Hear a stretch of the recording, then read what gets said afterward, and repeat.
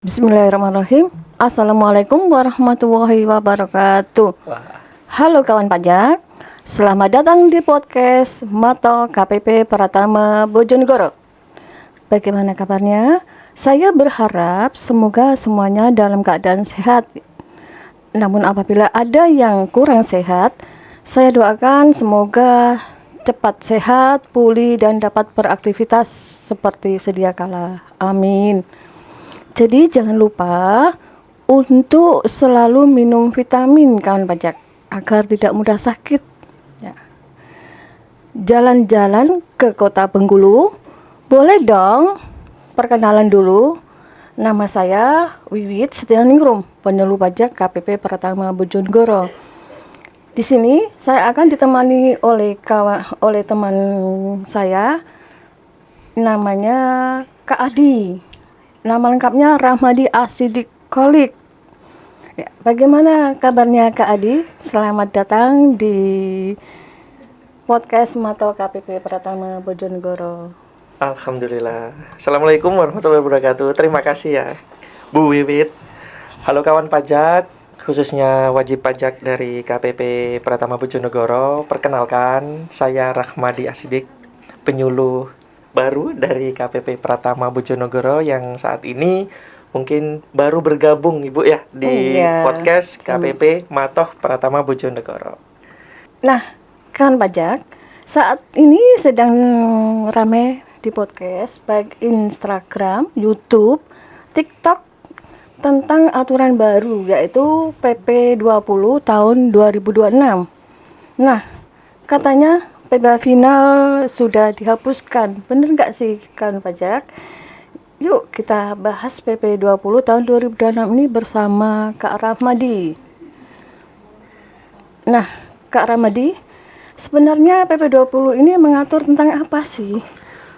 Baik Bu, untuk PP 20 ini sebenarnya itu mengatur ini Bu ya, terkait pajak penghasilan dari UMKM, yang dimana dia PP 20 tahun 2026 ini menggantikan dari peraturan pemerintah sebelumnya, yakni peraturan pemerintah nomor 55 tahun 2022. Seperti itu Ibu. Begitu ya Kak Rahmadi. Kemudian apa sih yang melatar belakangi diterbitkannya aturan baru ini ya Kak Rahmadi? Baik, diterbitkannya peraturan PP 20 ini untuk menjamin nih Bu ya, tentunya menjamin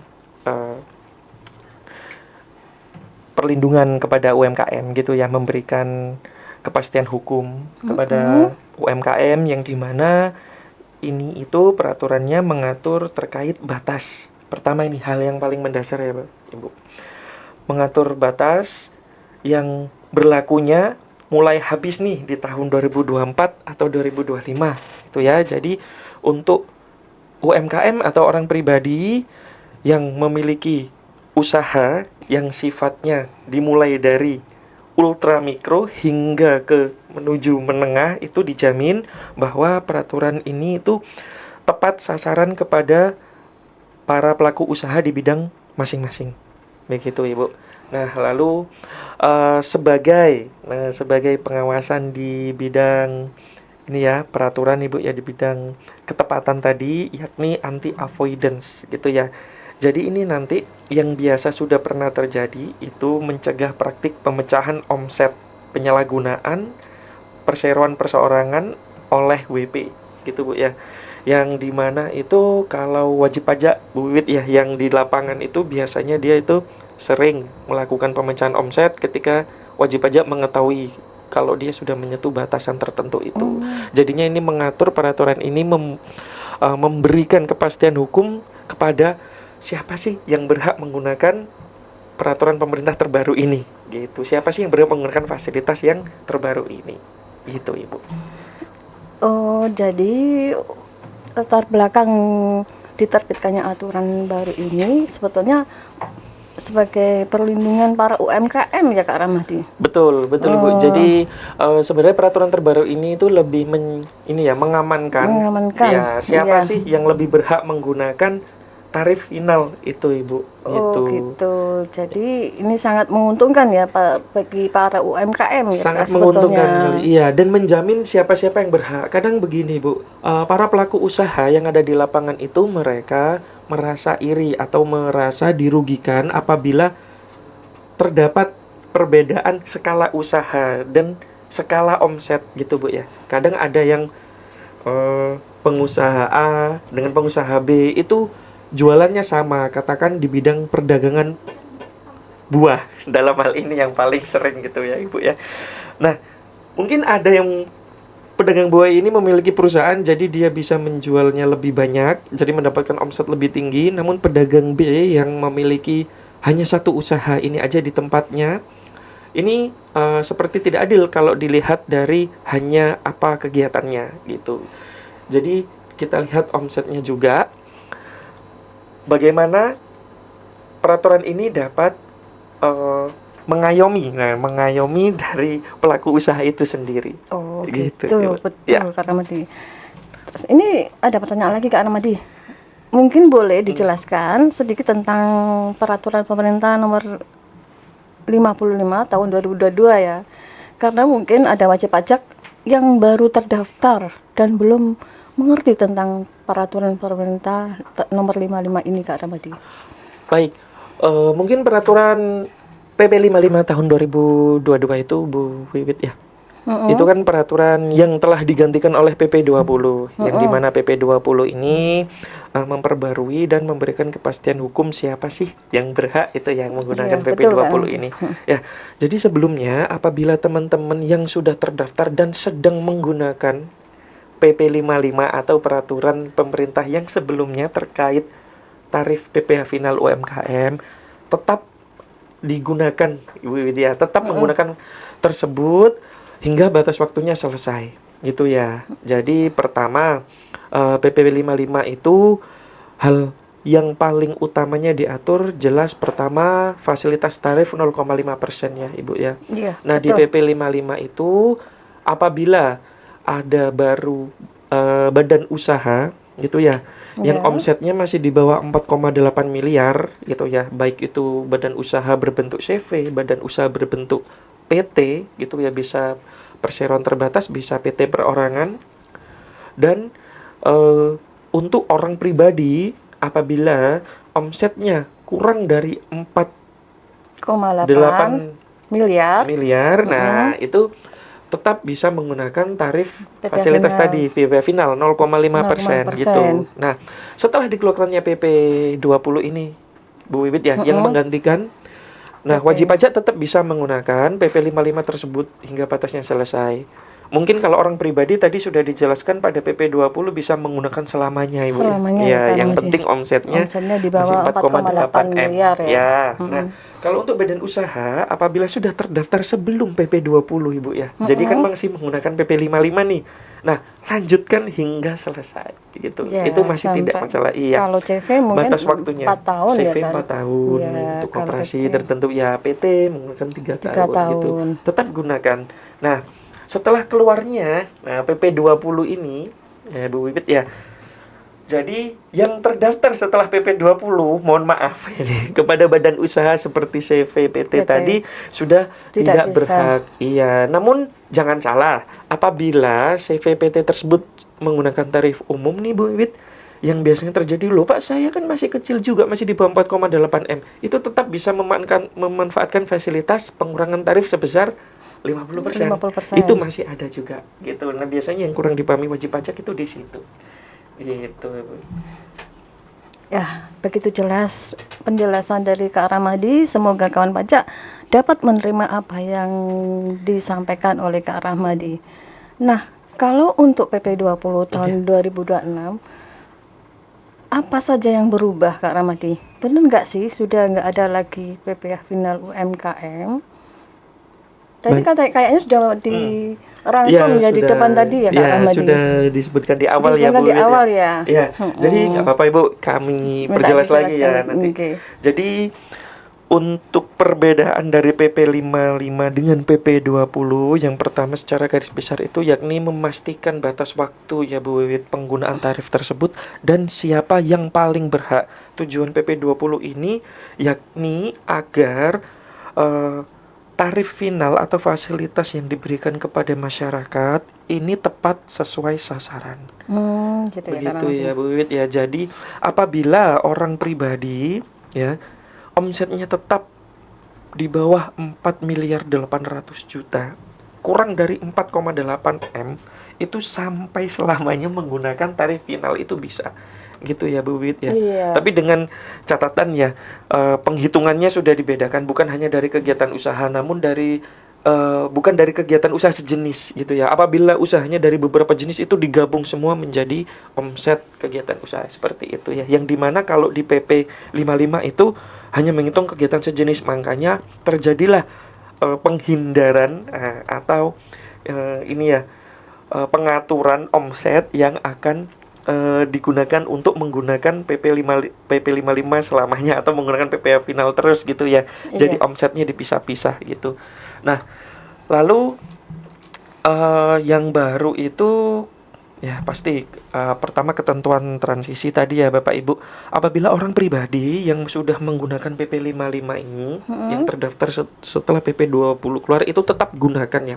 Baik badan usaha juga ya tetap digunakan, tetap berlaku dengan masa durasi haknya hingga selesai. Selesai Ya, gitu ya termasuk CV tadi 4 CV tadi tahun, 4 ya tahun, PT tadi 3 3 tahun. tahun. Ya, lalu terkait ini pemisahan gitu ya. Pemisahan penghitungan dasar peredaran bruto ya. Nah, ini dipertegas ya. Jadi mencakup jumlah keseluruhan yang diperoleh ya Bu Wit ya. Nah, semua termasuk non final ya, dan maupun yang final. Jadi atas usaha atau atas suatu kegiatan yang dilakukan wajib pajak itu nanti dihitung sebagai omsetnya. Apakah dia layak gitu kan? Apakah dia bisa menggunakan tarif final 0,5% gitu. Karena gini, kalau kita melihat ya di lapangan yang terjadi bahwa transaksi yang terjadi di masyarakat itu ada ketidakadilan yang dimana beberapa pelaku usaha ini dia hanya benar-benar murni menjalankan satu kegiatan usaha, namun masyarakat yang lain menjalankan beberapa usaha tapi dia menggunakan PPh final ini itu ya Bu Wit ya. Jadi itu terkesan dipecah-pecah gitu. Jadi kalau penghasilannya beberapa sumber terus dipecah-pecah, nah gitu akhirnya dia tidak akan pernah melewati 4,8 M. Itu padahal seharusnya layak sudah menggunakan tarif umum ya, tarif PPh umum PPh bukan umum tarif ya, Pak. final. Iya. Jadinya terkesan melakukan penghindaran. Gitu. Penghindaran pajak Ya, gitu ya, Kak ada Ramadi. penghindaran Ya. pajak. Jadinya lebih itu sih. Kalau PP 20 dia lebih mengatur siapa yang berhak. Jadi seluruh penghasilan Bu, mau final mau non final, kalau sudah ada PP 20 ini, nah otomatis tuh dihitung sebagai omset. Artinya kalau dia sudah melebihi 4,8 M, dia sudah tidak berhak menggunakan tarif final. Tarif final. Itu akan terasa adil kepada pelaku usaha yang dia hanya melakukan satu bidang dan satu kegiatan usaha sejenis. Gitu, dan tidak melebihi 4,8 M. Tapi kalau seumpama gini Kak Ramadi. Ya. Wajib pajak penghasilannya itu memang jadi wajib pajak itu penghasilannya itu memang dari berbagai macam usaha ya. Bidang gitu ya. Bidangnya tuh mungkin 1 sampai 2 3 ya. Iya. Tetapi pada saat dia menghitung ternyata penghasilannya memang di bawah 4,8 Kak Ramadi. Iya. Jadi kan itu tetap bisa memakai tetap Bu Wit. Jadi PP pasal 20 itu. Asalkan dari PP 20 ini dari seluruh jumlah kegiatan usaha dan seluruh akumulasi omset yang diterima, asalkan lebih dari 4,8 miliar, itu masih tetap bisa menggunakan PP 20 ini. Ya. Begitu. Jadi kan kalau memang melampaui 4,8 baru ya yang banyak ditemukan ternyata di transaksi atau kegiatan usaha yang ditemukan di masyarakat itu ternyata ada yang ada menerima penghasilan dari usaha lain seperti menyewakan aset rumah gitu kan. Lalu Iya. dia ada penghasilan dari investasi, nah gitu. Apabila semua nominalnya digabung itu Bu Wit, nah itu kan bisa melebihi dari 4,8 M. Nah, yang banyak terjadi itu seperti itu gitu. Jadi mereka membeda-bedakan, oh ya ini investasi nggak termasuk final gitu. Gitu kan Bu Iti. Ini Iya. jadi kalau di PP 20 ini melindungi pelaku usaha menengah ke bawah ya yang kecil 4, di bawah 4,8 miliar dari yang orang pribadi yang punya beberapa sumber penghasilan itu yang lebih dari 4,8 miliar. Nah, Gitu. ini bukan pertanyaan saya pribadi ya Kak Ramadi. Ya, siap. Pertanyaan saya pribadi ya Kak Ramadi. Iya. Bagaimana caranya kita bisa mengetahui penghasilan wajib pajak padahal dia memang sudah di atas 4,8 tapi wajib pajak itu melaporkannya di bawah 4,8. Baik. Sebagai pegawai pajak gimana ya Kak Ramadi Ya, kita mensikapinya? jadi mungkin ini ada beberapa tools dan beberapa tusi yang dilakukan oleh bidang pengawasan ya Bu Wit ya. Kalau di pajak itu kan ada bagian penyuluhan, pengawasan, serta audit, nah pemeriksaan. Kalau pada hal tersebut, jadi dilakukannya mungkin pertama yakni Fiskus. Fiskus itu petugas pajaknya ya Bu Wit ya. Jadi biar kawan pajak juga mengenal kami. Jadi kalau Fiskus itu melakukan terhadap pengecekan kegiatan usaha sejenis gitu. Misal rekan-rekannya melakukan transaksi jual beli kepada supplier. Nah, itu bisa dideteksi gitu kan Bu Wit ya. Nah, mengetahuinya itu ya dari laporan keuangan lawan transaksi bisa. Oh, ini melakukan penjualan ke sini. Nah, gitu. Ini melakukan penjualan ke sini. Pertama itu mungkin bisa dilakukan gitu. Ya, lalu bisa mungkin ya mungkin sedikit bocoran ya kepada wajib pajak ya. Iya. Karena sistem kami bukan menakut-nakuti, tapi semua sistem dari Direktorat Jenderal Pajak sudah terhubung dengan sistem perbankan, Bu. Ya. Oh, Ini iya. istilahnya disebut AEOI gitu ya. Iya betul. Nah, itu Automatic of Exchange Information gitu ya. Automatic Exchange of Information AEOI. Nah, kebalik. Nah, gitu Bu. Ya, jadi sistem pengawasan yang ada di lingkungan Direktorat Jenderal Pajak itu dia sudah tersinkronisasi dengan sistem bank. Jadi ketika kita melihat riwayat transaksi, arus kas dari wajib pajak itu bisa terbaca Ibu gitu.